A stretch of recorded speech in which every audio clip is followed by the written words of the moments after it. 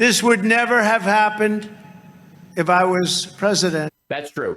We would have never gotten out of Afghanistan if Trump continued to be president. He would have continued to punt this just like he did during his first term. Our country was so respected. Everybody respected our country. Did they? China respected our country. That's why they sent a bioweapon, right? That's why they signed a deal for $30 billion of agricultural goods they were going to buy, and then only bought $12 billion only because they were starving. What? You know, they respected us. That's what they did. It was just total respect. It was their way of showing respect. It's how they do it over there.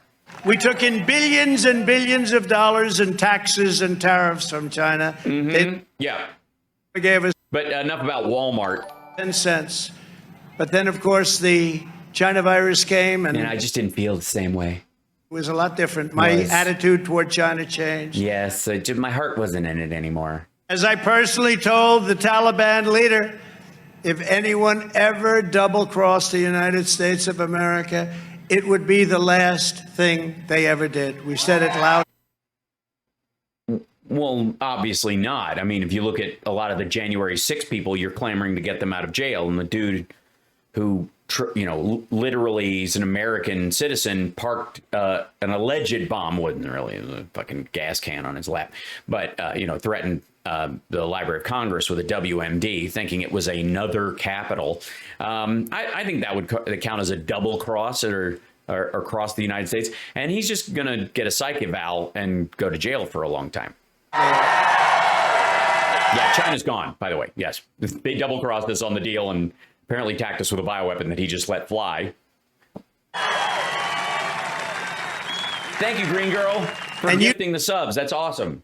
It better than anybody, and Alabama knew it, because one thing, we won Alabama by a record, we won South Carolina by a record, and then they said we lost Georgia. How the hell did that happen? Well, you fucked up. You made a lot of people sick, and you ignored the only true emergency and the only true test of your entire presidency. Also, you didn't get us out of Afghanistan like you said you were going to. So I don't know, maybe that factored into some people's way of thinking. That doesn't happen. It did, actually. No, we know how that happened. Yes, you fucked up. You were a terrible candidate. You were beat by a guy who did most of his campaigning in small venues during a pandemic, making sure that he didn't go out too much. And you notice he never got COVID, and you did. That's weird. How it happened.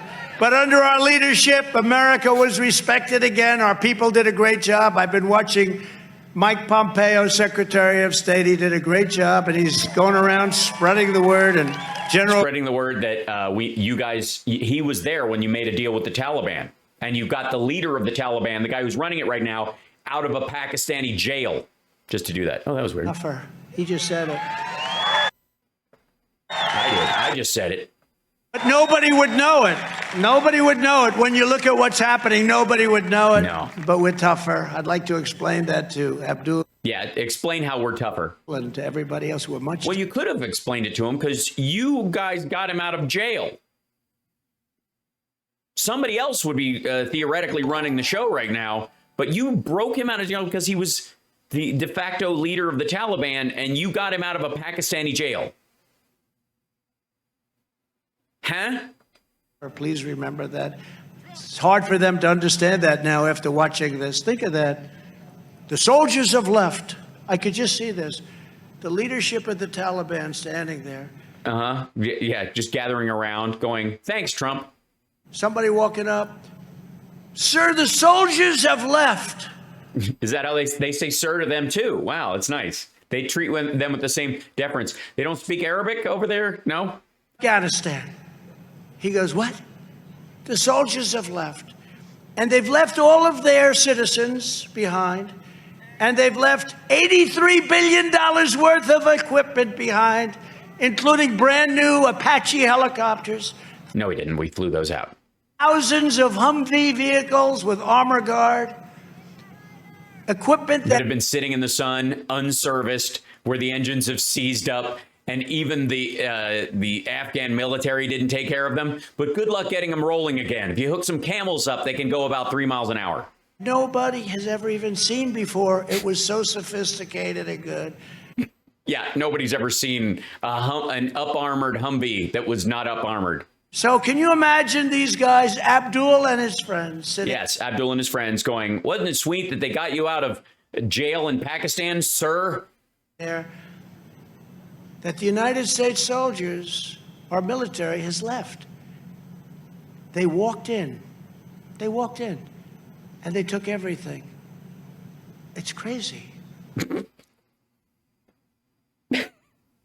You couldn't have removed all that stuff last year along with all the soldiers during COVID? That wasn't possible? Never occurred to you? Didn't register as a thing at all? Okay. It's crazy. I've never seen anything so stupid in my life. Somebody said, well, besides staying in all during your whole presidency, I think that counts.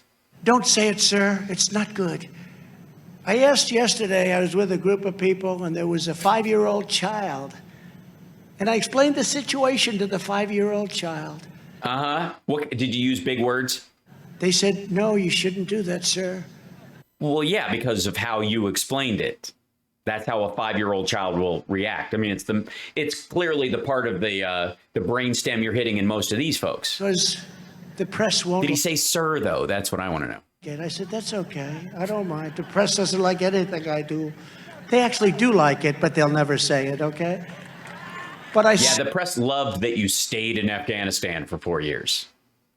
I asked the child, so what would you do after describing? This is his brain trust. He's asking a 5-year-old what you would do. Would you leave the military until everything's out? Yeah, I would leave them in the desert with no gear and no base and no way out as I bomb the runways and then extract my soldiers? Including the civilians and all of that incredible military equipment? Or would you have the military go out first? Sir, I'd leave the military in. He was. Yeah, that's a 5-year-old's thought. And you go, if you leave them in, they're all going to die because you've blown up all the airplanes and all the trucks that are going to get them out. And you've destroyed the runways where you would land and pick them up. So now they're just standing on the side of the road with well-armed Taliban guys who've been given millions of dollars worth of weaponry from the Afghan armed forces that we've been propping up. And we could have gotten them out 4 years ago because nothing has changed. He said, I'd leave the military in. Get everything out first. I said, thank you very much. But they didn't want me to tell that story. They thought it was not an appropriate story, but it's true. Who's they? This was a 5-year-old kid, 5 or 6. Something like that. I don't know. You ate him right after, right? So what did he taste like? Did he taste like a 5-year-old? Old kid. Thank you. And this is what we're stuck with. But when Biden... We're stuck with not being stuck in Afghanistan anymore.